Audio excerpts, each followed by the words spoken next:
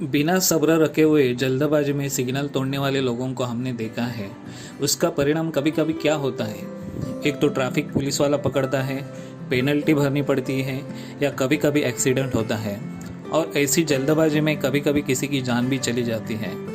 ऐसे कई सारे उदाहरण हैं कि बिना संयम रखे हुए, बिना सब्र रखे हुए, बिना सोचे समझे जल्दबाजी में आकर या किसी लालच में आकर जोश में उतावले होकर गलत फैसला करके कुछ भी काम करके बहुत लोगों को भारी नुकसान हुआ है।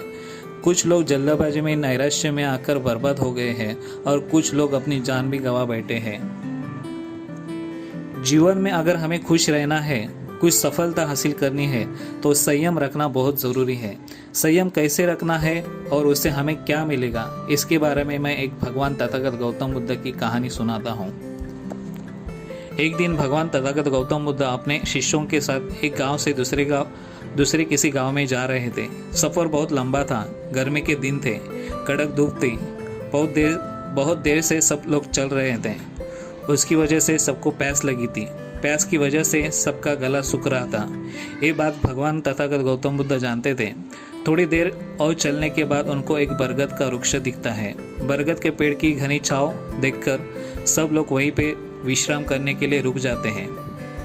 लंबे समय से चलने की वजह से सबकी प्यास बढ़ने लगती है। ये देखकर गौतम बुद्ध एक शिष्य को कहते हैं कि ये वृक्ष की छाया से 20 कदम दूर जाकर बरगद की 2 बार परिक्रमा करके वापस आ जाओ। जैसे बुद्ध बोले वैसे परिक्रमा करके शिष्य बुद्ध के पास आता है।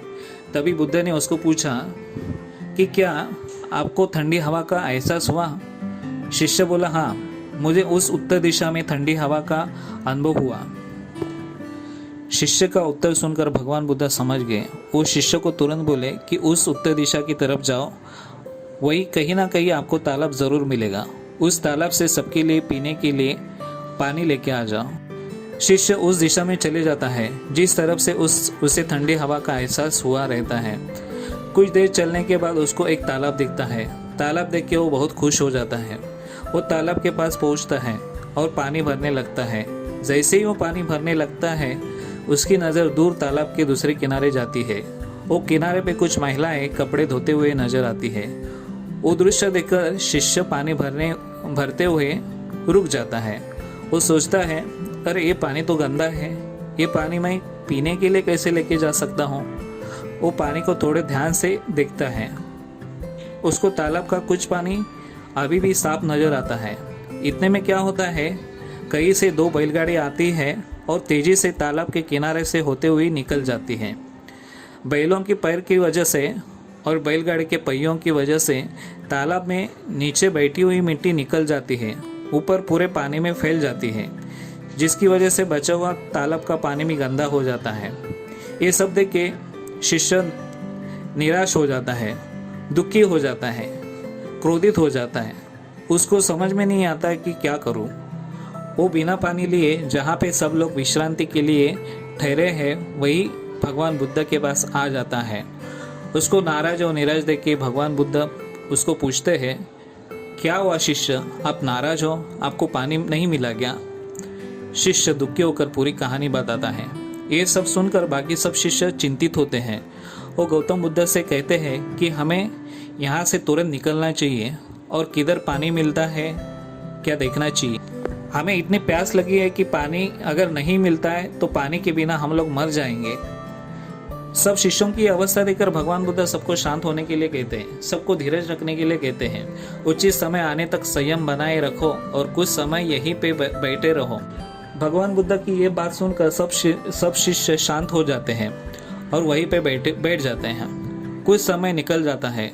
फिर सिद्धार्थ गौतम बुद्ध अपने शिष्य को वही तालाब से पानी लाने के लिए भेजते हैं। बिना कुछ सवाल करते हुए शिष्य पानी लेने के लिए चला जाता है। शिष्य तालाब के पास पहुंचता है। तालाब की हालत देखकर उसको यकीन नहीं होता है। तालाब का पानी पूरी तरह से साफ देखकर वो बहुत खुश हो जाता है। वो तुरंत पानी भरता है और लौटकर भगवान बुद्ध के पास आता है। सब पानी पीते हैं और अपनी प्यास बुझाते हैं और शांत हो जाते हैं। लेकिन सबके मन में एक सवाल आता है कि ये कैसे चमत्कार हुआ, इतना गंदा पानी साफ कैसे हुआ। उनको लगा कि जरूर भगवान बुद्ध के पास कोई शक्ति है, उन्होंने कोई चमत्कार किया होगा। उसमें से एक शिष्य ने आखिर उनको पूछा ही कि आपने ये चमत्कार कैसे किया। शांति से उस शिष्य के सवाल का जवाब देते हुए भगवान तथागत गौतम बुद्ध बोले, ये कोई चमत्कार नहीं है, ये आपके सब्र का फल है। यह फल है आपके सब्र बनाए रखे हुए उचित समय का इंतजार का। जितनी देर तक हमने सब्र किया, उतनी देर में वो तालाब के पानी के ऊपर तैरते हुए सब गंदे तत्व और मिट्टी तालाब के पानी में नीचे बैठ रही थी। फिर कुछ समय के बाद जब शिष्य तालाब के पास पहुंचा, तब तक पानी के ऊपर तैरते हुए दूषित कण नीचे बैठ चुके थे, जिसकी वजह से तालाब के पानी साफ हो चुका था। भगवान बुद्ध अपने शिष्यों को समझाते हुए आगे बोले, आप सोचो, अगर उस समय आपने संयम नहीं रखा होता, सब्र नहीं किया होता, धैर्य नहीं रखा होता, तो क्या होता। आप सभी इतनी गर्मी में पानी की खोज में इधर उधर भटकते रहते थे और शायद पानी न मिलने की वजह से प्यासे रहकर मृत्यु को प्राप्त हो गए होते। क्योंकि यहाँ से अगर कोई तालाब होता या नहीं भी होता, किसको पता था। अगर और इतने लंबे समय तक चलने के बाद अपने को कोई तालाब नहीं मिलता था, तो सोचो क्या होता था। अगर कोई तालाब भी मिलता लेकिन उसका पानी अगर साफ नहीं होता, तो क्या होता था। ये सब की वजह से हम हमारी प्यास नहीं बुझा पाते और प्यास से हम मर जाते हैं। भगवान बुद्ध का हर एक शब्द सब शिष्य शांति से सुन रहे थे। भगवान बुद्ध उनको एक नया संदेश देते हुए कहते हैं कि जैसे स्थिति आज हमारे सामने आ गई, वैसी स्थिति और मुश्किल दौर जिंदगी में हर मोड़ पर कभी ना कभी आएंगे और उस समय भी आपको ऐसे ही सब्र रखना होगा और अपने सद्विवेक बुद्धि से काम लेते हुए आपको एक उचित फैसला लेना होगा और ये उचित फैसले की वजह से ही आप सही नतीजे पर पहुंच जाओगे। हर कठिन परिस्थिति में संयम रखना चाहिए, सब्र रखते हुए शांत मन से फैसला लेना चाहिए, जिसका परिणाम आपके लिए और दूसरों के लिए उचित हो। जब कोई मुश्किल दौर आता है, तभी लोग निराश होकर या गुस्से में आकर अपना सब्र खो देते हैं और जल्दबाजी में बिना सोचते हुए कुछ भी फैसला लेते हैं और कुछ भी कर बैठते हैं, जिसकी वजह से उनको कुछ लाभ की जगह पे नुकसान ही अधिक होता है और आगे चलकर हमें दुख और मुश्किलों का सामना करना पड़ता है और तभी पश्चाताप होता है कि मुझे ऐसा नहीं करना चाहिए था, मुझे ठंडे दिमाग से सोचना चाहिए था। इसलिए हमें सही समय का इंतजार करना चाहिए। दोस्तों, भगवान बुद्ध की इस कथा से समझ में आया होगा कि कठिन परिस्थिति में संयम रखना कितना जरूरी है। सब लोग कहते हैं कि सब्र का फल मीठा होता है और ये सच है।